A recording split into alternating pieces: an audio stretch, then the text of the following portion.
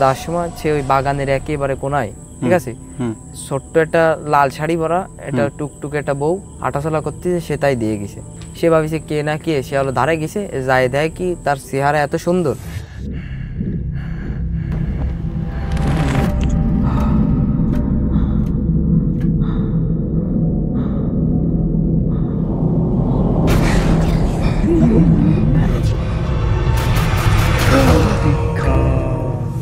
Yes, welcome back to খানের ভৌতিক এলাকা অ্যান্ড আমি নাজদুল নিশো আছি আপনাদের সাথে।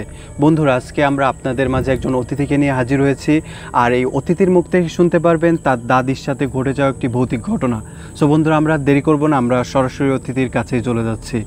আসসালামু আলাইকুম। ওয়ালাইকুম আসসালাম। আপনার নাম? মোহাম্মদ রাব্বু শেখ। হ্যাঁ, আপনি বলছিলেন আপনার দাদির সাথে একটা ভয়ঙ্কর একটা ঘটনা আছে, যদি ঘটনা একটু আমাদের মাঝে এবং দর্শকদের মাঝে শেয়ার করতেন। ভাই বলতেছি, আমার দাদি তো মনে করেন মেলা আগের মানুষ। একটু জোরে জোরে বলেন। আমার দাদি তো মেলা আগের মানুষ, তার আব্বু তাহলে কত আগের, কত অনেক আগের কথা। আমার দাদি মারা গেছে, সবাই তার জন্য দোয়া করবেন আগের থেকেই বলেন, আল্লাহ তাআলা জান্নাত নসিব করুক।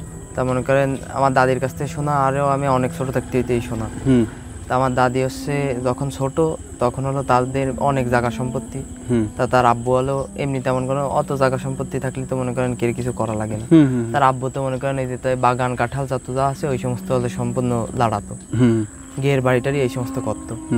তা ওই সময় হলো ওই যে কাতি মাসে যেমন সুপারি টুপারি বাগান টাগান পাহারা দেওয়া লাগে না, আগে তো মনে করেন ওই যে সৌজ শেষরা মেলা ছিল। তারপর গ্রামে মানে এই বাগান কাটালে মানুষজন যেত, ভয়তে যেত না, এই যে ভূত পেতনি যাই কর না এইসবের ভয় একটু তখন ছিল আর কি, যাওয়া যেত না। আর তখন এগুলো অনেক বেশি প্রচলন ছিল, কিন্তু মানুষ অ্যাভেলেবল মানুষ দেখতে পারতো। আপনি আগেই শুনতে পারিছেন যে আগের কালে মানুষ যে বাগান পাহারা টাহারা দিত, চুরি টুরিয়ে যায় নাকি তার জন্য।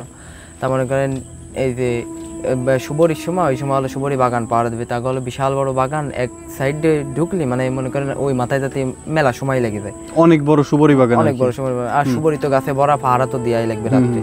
তা আমার দাদির আব্বু হলো, তা দাদিরা 4-5 ভাই বোন, 7 জনই বোন আর একটা ভাই। তা দাদি হলো সবচেয়ে বড়।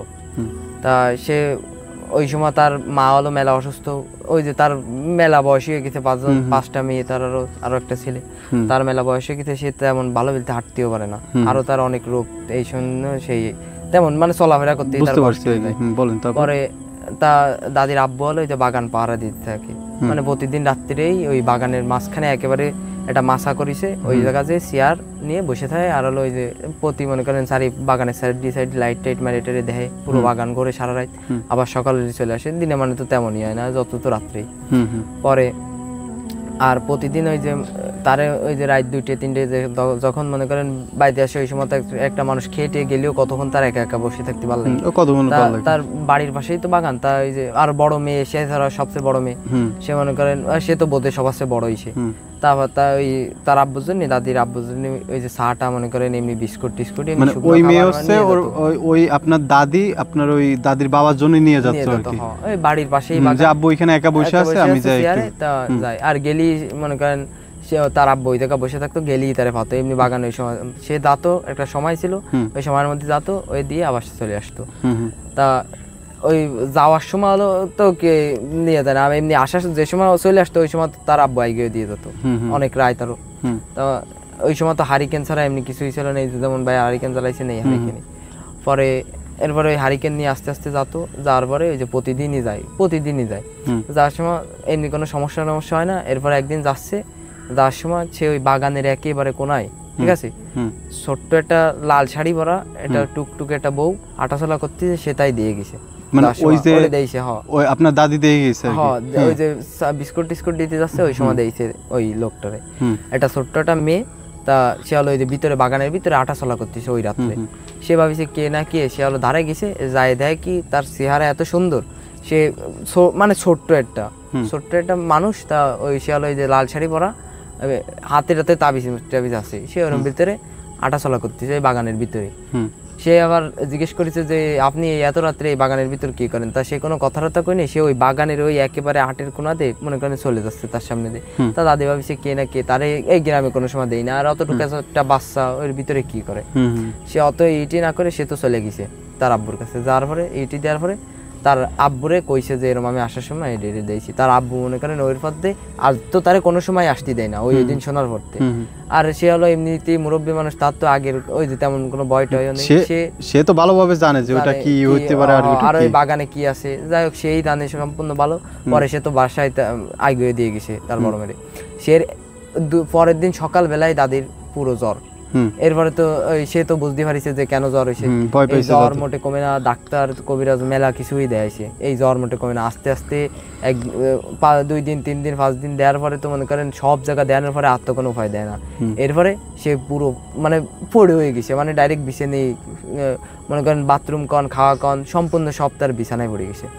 এরপরে তার এই যে আদরের একটাই বড় মেয়ে, তারপর এই যে এমন হয়ে গেছে তা মনে করেন ওই যে বাগানেতে রাত্রে তো পাহারা দিয়ে থাকে, তাও সে প্রতিদিন যায় ওই বাগানে এরকম তো মন খারাপ করে বসে থাকে, একা একা ওই গভীর রাত্রে বাগানে বসে থাকে। আর দাদি তো এই জায়গায় অসুস্থ, বাড়ির সবাই মনে করেন কান্নাকাটির ডোল পড়ে গেছে, উঠতে পারে না, চলাফেরাও করতে পারে না। তা এখন এই একটা কবিরাজ দেখাইছে, তা সেই কবিরাজেও মনে করেন ওই পারবে না, কইছে এই হলো অশুভ শক্তির জন্য এমন হয়েছে, ঠিক আছে, যে এ যদি কোনোদিন ছাড়ে তা মনে করেন ও নিজের ইচ্ছায় যদি কোনোদিন যায় তা ওরম হবে। তা রাত্রে হলো উঠে এদিক ওদিক আটা দিয়ে চলে যেত, মানে আপনার ওই দাদি গমে জ্বলে উঠে আটা দিয়ে চলে যেত। তারপর এক জায়গায় অস্থির থাকতো না, সারাদিন চিল্লাপাল্লা করতো, যে কেউ দেয়ালি কিছু কলি তারে চিল্লাপাল্লা করতো, গালাগালি করতো। তাই এরকম করতে করতে এরপরে 1 মাস হয়ে গেছে। এরপরে একটা বাপের তার তো মনে করেন মাথায় আর কাজ করবে না, স্বাভাবিক, তার সন্তান যখন অসুস্থ এতদিন ধরে 1 মাস হয়ে গেছে। এরপরে সে কি করবে, আর সুপারিরও ওই সময় সিজন প্রায় শেষ হয়ে আসতেছে। তা ওই সময় বাগানে যে প্রতিদিন যেমন বসে থাকে একদিন ওরম বসে রয়েছে।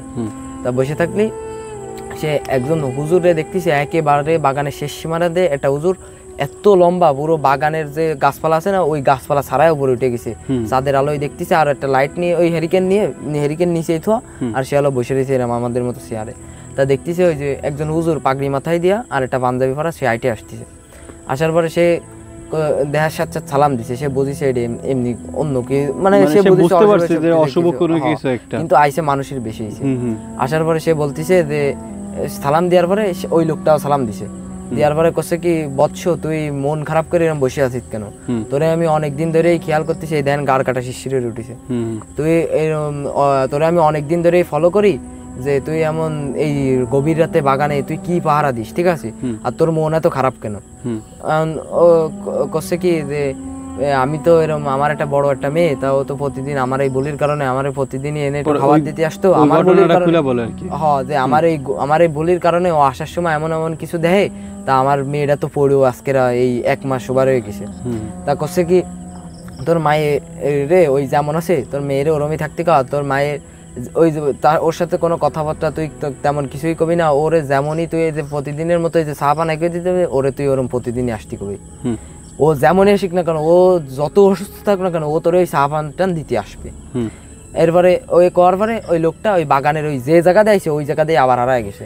আস্তে সে তো মনে করেন ভাবিছে যে এই কোনো ইসের জন্য ভালো ওই কার খারাপ হয়, আমার মেয়েরে তো আসতি, সে তো মনে করেন বাড়িতে জানাইছে তার বউরে, দাদির মারে 1 মাসের হয়ে গেছে।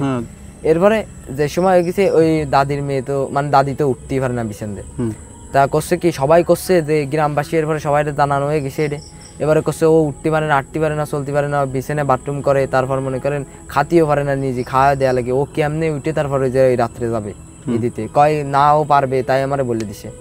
সে এবারে ওই যে সেম যখন জাতি বলিছে যে দাদির আব্বু যে বলিছে যে তুমি এই যে এই টাইমে আমার যেমন দিতে যাও চা পান তুমি ওরকম দিতে যাও, কারণ ওই লোকটা হয়তো বা জানতো যে মনে করেন ওর সাথে যদি আবার দেখা হয় কিংবা বাগানে হয়তো ওরে কিছু দেবে কিংবা একটা তো কিছু হবে। আপনার দাদির বাবাই তো চিন্তা করছে যে কোনোভাবে যেহেতু সুস্থ হচ্ছেই না, তাও ওই লোকটা যা বলে গেছে সেটা করে দেখি। আর ওই বাগানে অত রাত্রে আমার মেয়ে তো ওই মনে করেন বাগানে যে এইরকম একটা সমস্যা হয়েছে, পরে ওই রাত্রে ওই দাদি আপন সেই ওই বিছানাতে উঠে গেছে নিজে নিজে, মানে যে হাঁটতেও পারতো না সে ওরম বিলতে উঠে গেছে, ওইভাবে উঠে গেছে, উঠে টেবিলের পর সব গোছানো ছিল তাই নিয়ে ওই বাগানের দিকে রওনা হয়েছে। নিয়ে দেওয়ার পরে সে ওই তার আব্বুরে দিয়ে কোনো কথা না বলে সে একা একাই আবার চলে আসে, তা প্রতিদিনই এমন করে, ঠিক আছে, আবার ওইটা শুরু করছে সারাদিনই মনে করেন ওরম বিলতে থায়ে মনে করেন উঠতে পারে না সারাদিন, কিন্তু ওই যে যখনই ওই টাইমই যখন তার সাথে দেওয়া হলো ওই যে ছোট ফুটফুটে বাচ্চাটার সাথে শাড়ি পরা লাল তার সাথে ওই সময়তেই হলো সে এরম বিলতে যাতে পারে রাত্রে ওই সময়, তা মনে করেন এই করতে করতে আস্তে আস্তে সে মানে এরপরে পুরো অকেজ হয়ে যায়, সে 15 বছর পড়ে গেছে পড়েছিল। তা আমি মনে করেন আমার তো এই এখন আমার যে বয়স মনে করেন আমার আরো 5-7 বছর আগের থেকে সেই মনে করেন বলিছে এই কাহিনী। তখন হইতেই তার হাত পায়ে সমস্যা, ওই যে লাগিয়ে মনে করেন পড়া ছিল, তার হাত পা মনে করেন বাঁকা বাঁকা ছিল, আটটি পারতো না ভালো করে। ঠিক হয়েছিল কিভাবে? তারপরে ওই যে 15 বছর এরকম তো টানা 15 বছর এরকম পড়া, 15 বছর পড়ার পরে ওই লোক আর আসে না, ওইরকম 15 বছর পড়া রয়েছে। সেই ছোট থাকতেই তো ওই যে বাচ্চা থাকতে যখন দিতে হতো ওইতে মনে করেন 15 বছর টানা পড়ে গেছে। একদিন ওই হুজুর আবার আইছে, ওই 15 বছর পর আবার যে সময় যে বাগান পাহারা এমনিতেই বাগান পাহারা দিই ওইরকম কাতি মাসের দিক আবারই বাগান পাহারা দিচ্ছে। তা ওই সময় হলো ওই লোকটা দেয়ছে, তা ওই সে হলো ওই সেই একই 15টা বছর ডাক্তার কবিরা, সে মনে করেন পুরো তার যত অর্থবিত্ত জায়গা সম্পত্তি সব বেছে দিয়ে ওরম মাইরে দেয়াইছে। মনে করেন ওই বাগানটা বাদে তার আর কিছুই নেই, এখনো নেই ওই বাগান, এখনো আছে, আমি নিজে দিয়ে ওই বাগান দেখেছি। এখনো ওই বাড়িতে সমস্যা আছে, রাত্রে তাল গাছে মানে এখন তো তার ওই যে ভাইটা ছিল, জায়গাটাই একটা ভৌতিক জায়গা, তার যে ভাই ছিল তার ভাই বিয়ে করেছে, তার বউ নিয়ে ওই জায়গা তো থাকে। তা মনে করেন আমরা ওই জায়গা গেছি, যার পরে সে রাত্রে প্রথম বিয়ের পরতে সে ওই বাড়ি সে থাকতে পারতো না। এই কাহিনী একদিন আপনাকে আবার পরে বলবো। এখন এটা একটু কন্টিনিউ করেন। তা ওই সময় ওই 15 বছর যে পড়ে গেছে মনে করেন ওই সময় ওই যে একজন বাপ তো মনে করেন অসহায় হয়ে গেছে পুরো, তার মেয়েটা বড় মেয়ে, আর সব মেয়ে এখন বিয়ে দেওয়ার বয়স হয়ে গেছে সবগুলোই, আর বড় মেয়েটা তার হয়ে গেছে। মনে করেন বিয়ে দিতেও অনেক জায়গায় কষ্ট হয়ে যাবে, আবার অন্য ছেলে মেয়েকেও তাও বিয়ে দিতে হবে, আবার মনে করেন এই সমস্যা, যাই হোক তাকে পরিবারের মধ্যে ঝামেলা। মনে করেন বিয়ে তো অন্য মেয়েকেও তার বিয়ে হচ্ছে না। পরে এখন এই 15 বছর পরে ওই যে 15 বছর এই মেয়ে এরকম পড়াই রয়েছে, ওরকম সবাই তার মা আব্বু সবাই যত্ন করে ওরকম খাওয়াতো, সবই বিছানে করতো। পরে ওই 15 বছর পরে ওই একটা বাপতে অসহায় ওরকম সারা জীবনই সে যতদিন ঠিক না হবে ততদিন তো অমনই থাকবে। সে ওরকম ঠিক বাগানে যে ওই দিন সেম টাইমই ওরকম বসে রয়েছে বাগানে। তা ওই 15 বছর পরই ওই লোকটার সাথে আবার দেখা হয়েছে। সেই লোকটা প্রথম দিন তো ওই যে ওই বছর চলে গেছে, কত আগের বছর, এরপরে ওই সেরপরে এই 15 বছর পর আবার ওই লোকটা আইছে, সেম একই জায়গাতে, সেই লম্বা পাগড়ি পরা, সেই একই সাদা পাঞ্জাবি পরা ওই একই লোকটা আসার পরে সে বলতেছে বচ্চ, আবার সেই একই বাসায় বলতেছে যে বচ্চ তুই আজও মন খারাপ করে আসিস কেন? ঠিক আছে, তোর সাথে আমার কথা হয়েছে সেই কত আগে, তুই একটা ঝামেলায় ছিলি, তা আমার তো আর তোর সাথে দেখা হয়নি কিংবা কিছু। সেবারে ও করছে যে আমার তো সেই মেয়ে আমার তো ঠিক হয়নি, আপনি আসতে বলেছেন, আমার মেয়ে ওই যে শুধু রাত্রেই আসতে, এরপরে তো আস্তে আস্তে আরো আপনার এই কথা শুনে মেলা ইয়ে গেছে। সে এখন এই আজকেরা 15টা বছর হয়ে গেছে। তারপর ওই দাদির বাপ তো কান্না করে দিছে ওই জায়গা যে আমার মেয়েটা একটা বড় মেয়েই, সে এরকম কান্না করে মানে করুণ সুরে কান্না করে বাগানের ভিতর কান্না কতটি করে ওই লোকটারে করছে। তো ওই লোকটা ওই বিটার এরপরে আস্তে আস্তে আরো যখন দাঁড়ায় আইছে তখন দেখতেছে স্বাভাবিক মানুষের মতো, ঠিক আছে। এবারে করছে আপনি আমার যা বলতে কইছেন আমি তো আমার মেয়েরে তাই করেছি, এতে তো আমার আরো বেশি ক্ষতি হয়ে গেছে। এখন করছে তোরে আমি একটাই সমাধান দিতে পারি, তুই কালকেরা একই টাইমই এই জায়গায় এসে আবার থাকবি, আমি একই টাইমই আমি প্রতিদিনই এই জায়গাতে চলাফেরা করি, ঠিক আছে। তোর পরিবারের মধ্যে মেলা বড় ঝামেলা হয়ে যাবে তুই যদি আমার সাথে কালকেরা এই টাইমই দেখা না করিস। তা করছে আচ্ছা ঠিক আছে, করার পরে ওই লোকটা বশ হয়ে গেছে। ওই যে জায়গাতে আসলে কি হয়ে গেছে সে আর ক্ষতি, চোখের পলকে উদয় হয়ে গেছে আর কি। সে তো বাগান টাগান পাহারা দিয়ে সকালবেলা বাড়িতে ঘুমাইছে, এবার ওই সেই সন্ধ্যা হইতে ওই হেরিকেন নিয়ে ওই জায়গা বসে রয়েছে ওই লোকটা কখন আসবে। তার রাত মনে করেন ওই সময় আনুমানিক গড়ি টড়ি তো এমন তেমন কিছু ছিল না, গভীর রাতের দিক ওই লোকটা আবার সেই একই সেম টাইমে আসে। আসার পরে করছে তুই তোর মেয়ে এখনো ঠিক, তোর মেয়ে কি আজকে কোনো কথা বলেছে? কয় না আমার মেয়ে তো যেমন ওই যে রয়েছে, তোর মেয়ে কি দিয়েছে? কয় আমার মেয়ে যে একটা লাল টুকটুক পরা শাড়ি এই বাগানের ভিতর দিয়ে আসার সময় দিয়েছে, তাই দেখে এরম বিলতে হয়ে গেছে, আমি মেলা ডাক্তার কবিরাজ দিয়েছি তা কোনো ঠিকই নেই। তারপরে যে কইছে যে তুই কালকেরা যে তুই এই একই টাইমে আজকেরা যেমন আছি, আজকেরা 2 দিন তোর সাথে আমি কালকেরা এই একটা দিনই তোর সাথে আমি দেখা করবো, আর এই একদিনই তোর সমাধান হবে। কইছে কি করে?